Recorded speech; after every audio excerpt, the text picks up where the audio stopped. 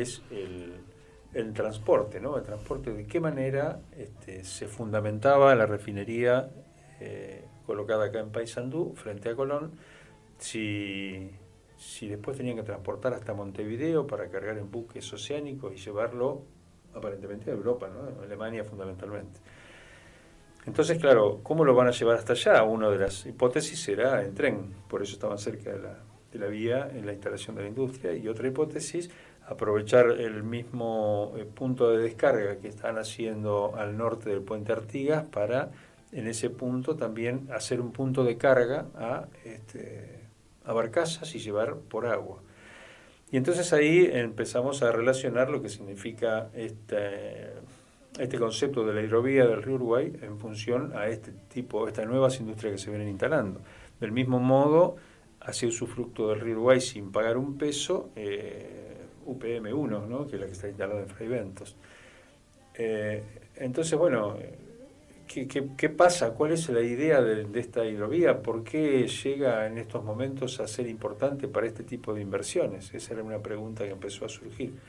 Y tenemos que retrotraernos para encontrar alguna explicación a todo esto a la década de los 90, cuando en el marco de ya ejecutándose la globalización a nivel mundial, que es un reparto de las distintas actividades económicas a lo largo del globo, había regiones o territorios que eran proveedores de energía y de materias primas, ¿no? América del Sur ocupó ese rol de ser proveedora, mientras los lugares con mayor densidad de población y con menos recursos eran los que producían, digamos, para no tener esa asociación y que se transforme en un territorio de poder. Es decir, si tienen población y tienen muchos recursos, automáticamente el desarrollo industrial le da poder. En cambio, si no tienen energía, no tienen recursos minerales y tienen mucha población, es incompleta, digamos, la ecuación. Lo mismo para los casos nuestros, o sea, en el territorio suramericano con poca población y bienes naturales como para poder transformarlos, y con un poco de inversión, automáticamente esto se levanta en una potencia económica y disputa espacios, disputa mercado. Entonces había que fraccionar, y muy astutamente los que piensan estas cuestiones, desparramaron el mundo de manera tal que no haya otras regiones que puedan concentrar poderío económico. Entonces, Sudamérica, a partir del año 2000, estaba como presidente Fernando de la Rúa, creo que estaba Cardoso, o Collor de Mello en Brasil, no recuerdo los otros. Cardoso me parece. Cardoso. Bueno, el tema que se firmó ahí, lo que se conoce como la Iniciativa para la Infraestructura Regional Suramericana.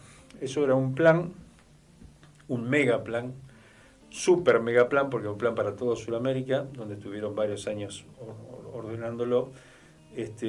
Plantea distintos ejes de conectividad, básicamente para la extracción de recursos primarios, energía y comunicación. Es decir, se necesitaban vías de comunicación, ya sea carreteras, ya sea hidrovías, ya sea ferrocarril.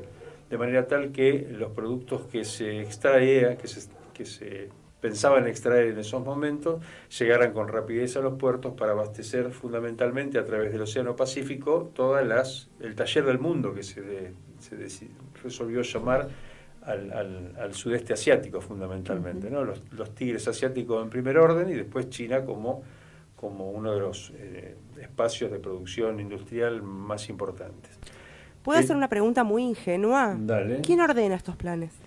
Y son ¿Las comunidades? Normalmente no, es el gran capital que lo va ordenando, porque ellos regulan los niveles de inversiones. El que tiene el dinero en el bolsillo busca el mejor negocio y si no lo termina de convencer, se junta a otros y después dice, bueno, lo vamos a hacer acá por tal y tal motivo, o por tal conveniencia, ¿no es cierto? Por esto de lo que hablábamos recién, vamos a fraccionar el mundo, darle la actividad industrial a aquellos que no tengan capacidad de tener recursos primarios y no le demos la posibilidad a los que sí la tienen, ¿no es cierto? Entonces, en ese esquema se van diseñando las políticas y se van empezando a aplicar.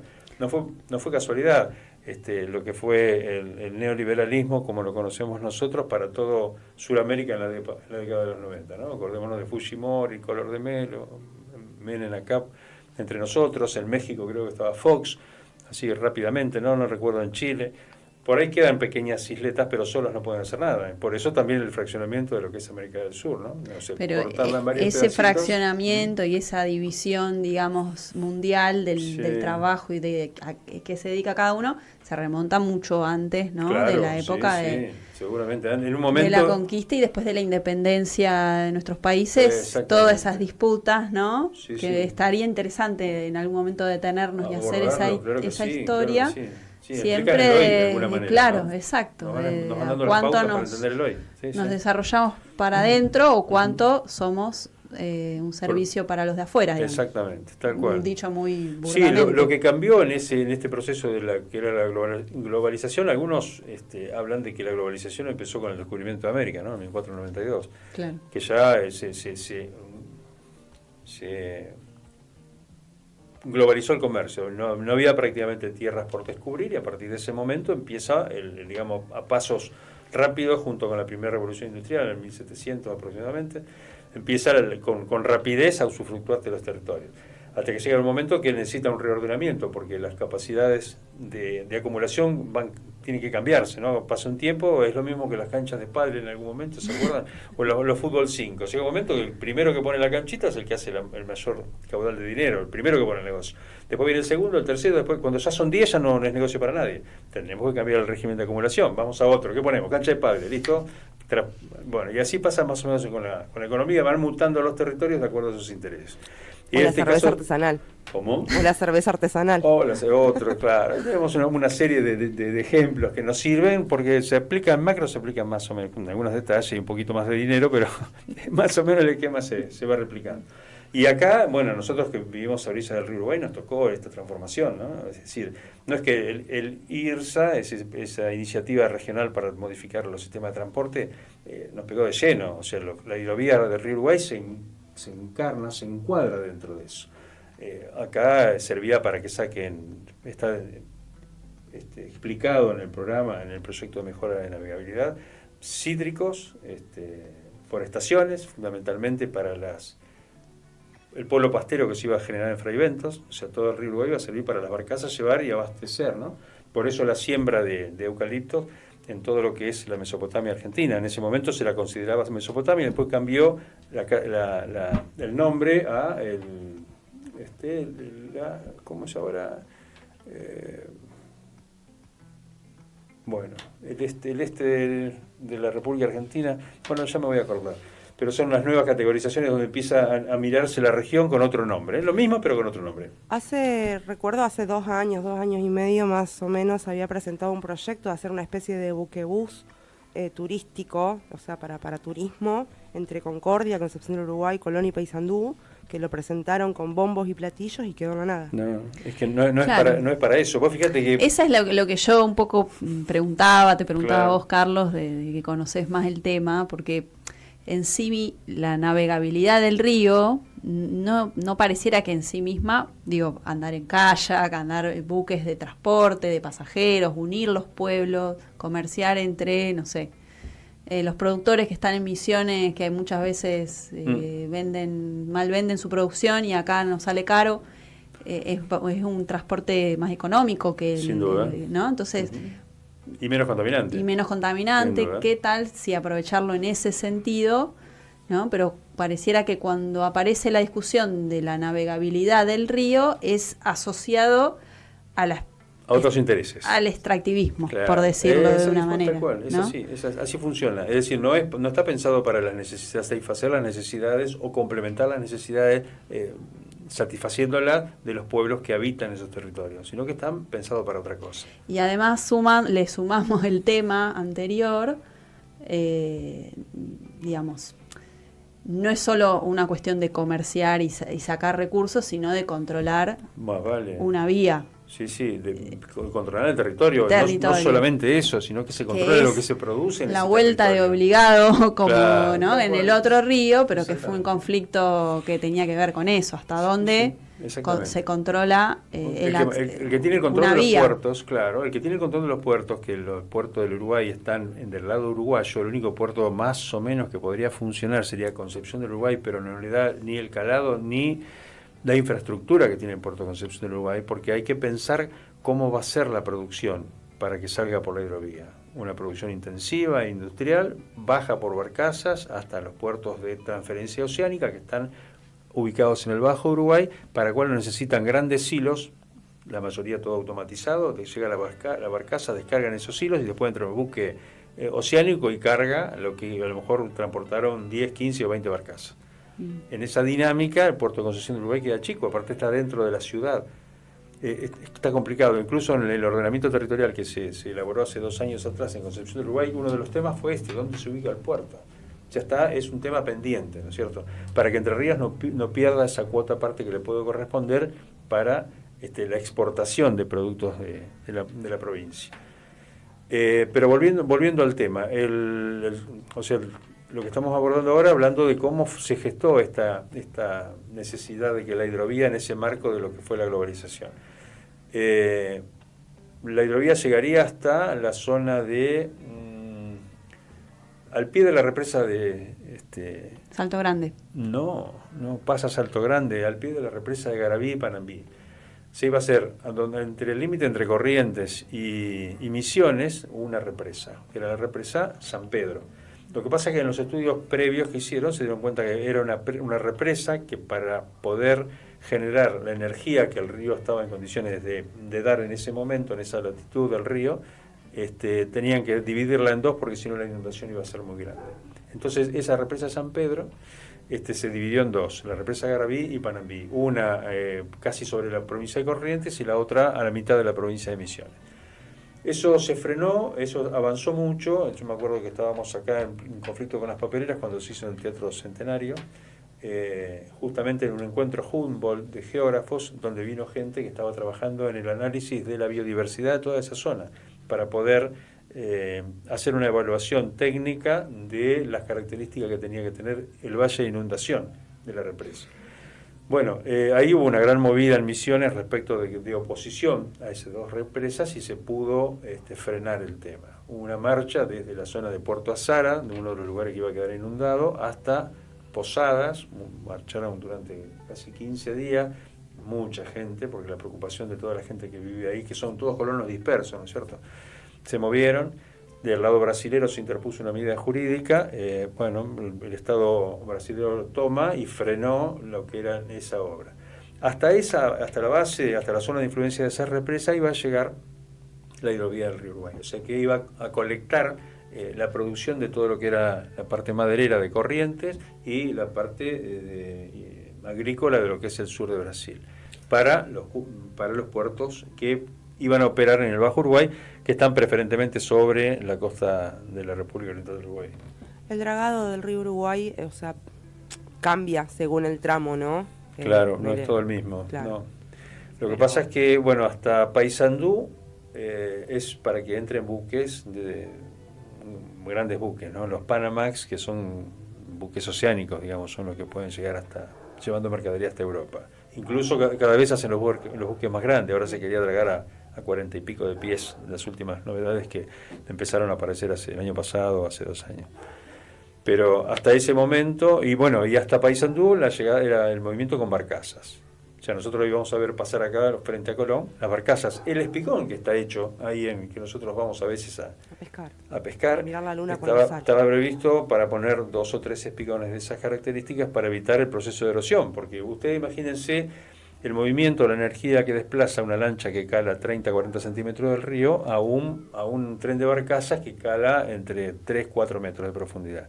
Es decir, la energía que desplaza en el proceso de navegación deja sin arena absolutamente todas las playas de Colón, considerando que nosotros no tenemos playas naturales de arena, las arenas son impuestas en la zona, ¿no? Son arenas eólicas que se formaron y llegaron a esta zona hace varios miles de años, que fueron por otro problema geográfico que lo vamos a describir en otro momento.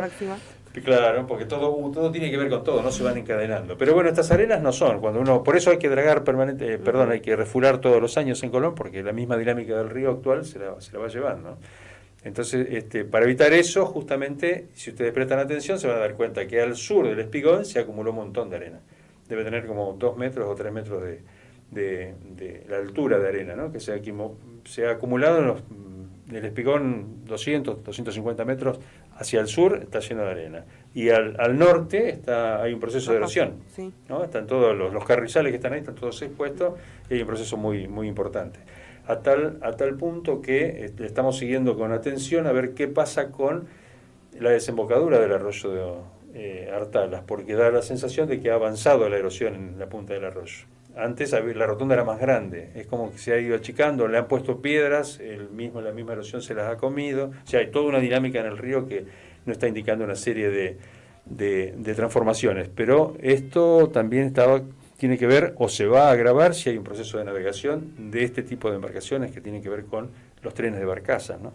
Entonces, bueno, la idea es que lo que venimos señalando en cada vez que tenemos la oportunidad es que el río Uruguay siempre ha sido un río navegable. De hecho, todas las ciudades costeras, desde Gualeguaychú al norte, son todas productos de la navegación. O sea, entraron los jesuitas, entraron distintos tipos de intereses, fueron entrando por Uruguay en barcos mucho más chicos y fueron asentándose en las ciudades. Tal es así que la zona de Colón se abasteció hasta casi 1960 por el río, ¿no? Todavía no estaban los puentes, o sea, la gente se movía muy con vapores y demás. Entonces siempre ha sido navegable. Pero claro, era un sistema de embarcaciones que estaba adaptado al río. Lo que se pretende hacer ahora es un sistema de transporte y adaptar al río a un sistema de transporte. Ahí es donde estamos en problemas, porque hay que empezar a canalizar, hay lugares donde hay afloramientos rocosos que hay que dinamitarlos para poder romperlos y para poder que las barcazas pasen con mucha carga, ¿no? Que se justifique el transporte en barcaza. También, por ejemplo, en el puente, sí. en el puente Artigas. O sea, el puente Artigas no es un puente que haya estado pensando en el momento de su construcción para grandes buques, para grandes navíos. Pasa claro, por ahí abajo. ¿Qué pasa por ahí abajo? Y bueno, es un problema porque, bueno, vos estuviste cuando tuvimos la charla con Horacio Melo, que fue delegado en CARU, él hablaba de las condiciones de seguridad o las falencias en seguridad que tiene el puente Artigas respecto al riesgo que corre si alguna embarcación golpea a los pilotes del puente, ¿no? Como pasó hace poquito en el puente de Zárate. Como pasó hace poco en el puente de Zárate, exactamente. Ellos, si uno presta atención, tiene como unas barreras previas. Si algún barco pierde el sentido de navegación, puede chocar primero con esas barreras que hacen de defensa y después llegar a los pilotes del puente. Pero en el caso del puente Artigas no es tan así. Nosotros lo fuimos navegando y pasamos hace poquito por ahí abajo y no hay defensa del puente, salvo una especie de dado que está previo a las columnas. Pero digamos que un barco o un tren de barcazas importante, sí, va a generar algún tipo de ruido importante sobre el puente. Así que bueno, esas son las condiciones. Claro, estos muchachos que van a instalar la refinería se basan en esto, porque en definitiva ellos no pagan el uso del río, ¿no? O sea, el uso del río, el dragado, lo pagan los dos estados. Y es muy importante, un día podemos hablar de la estrategia política del Uruguay para ir juntando los centros comerciales de toda la costa del Uruguay, de ambas orillas, y con reuniones trimestrales, cuatrimestrales, más o menos 2 o 3 reuniones por año tenían en distintas ciudades, hasta que lograron acordar lo que era la gran hidrovía, la gran vía de navegación del río Uruguay. O sea, una vez que todos firmaron, que todos estaban de acuerdo, no se juntaron más. O sea, el objetivo era ese, ¿no? Ir de a poquito, porque ¿qué había pasado? Con el conflicto con Bondia habían quedado las relaciones muy, muy lastimadas. Pero el proyecto para el Uruguay tiene que seguir. Un día vamos a investigar o meternos un poquito más en por qué al Uruguay le interesa mantener su frente costero en el Atlántico, su vidriera, y el patio trasero, el río Uruguay, como lugar para las industrias, para este tipo de sacrificio. Cosas. Y en cambio para la provincia de Entre Ríos al revés, ¿no? Nosotros tenemos nuestra vidriera turística sobre el río Uruguay y el patio trasero de alguna manera el río Paraná, que es un río más, si se quiere, más belicoso, más salvaje, ¿no? en su forma de expresarse como curso de agua. Así que bueno, no sé cómo estamos con los tiempos. Estamos para cerrar. Ya estamos para cerrar. Bueno, dejamos algunas cositas pendientes, pero ya nos estamos introduciendo en lo que significa la hidrovía del río Uruguay, justamente un eje de transformación. costera para aquellos que están especulando. Hay muchos intereses que están dando vuelta en esto. Sí, trataremos de problematizar un poquito en relación a las ideas de desarrollo que están detrás, que a veces, ¿no? A veces uno dice, no quieren que se haga nada, al final, siempre no dejan, y bueno, tomemos ese tema y abordémoslo, porque no significa no hacer nada, sino de qué manera. Y cómo se va desarrollando el proceso cultural también, porque no nos olvidemos que hace muy pocos años que hay una escuela de Optimi, pero no hay un nadador que sea de esta zona, que haya competido, ¿no? Hay ciudades ribereñas que podrían haber tenido excelentes nadadores por la práctica. Tenemos remeros olímpicos. Tenemos remeros olímpicos. Yo conozco un amigo. Sí.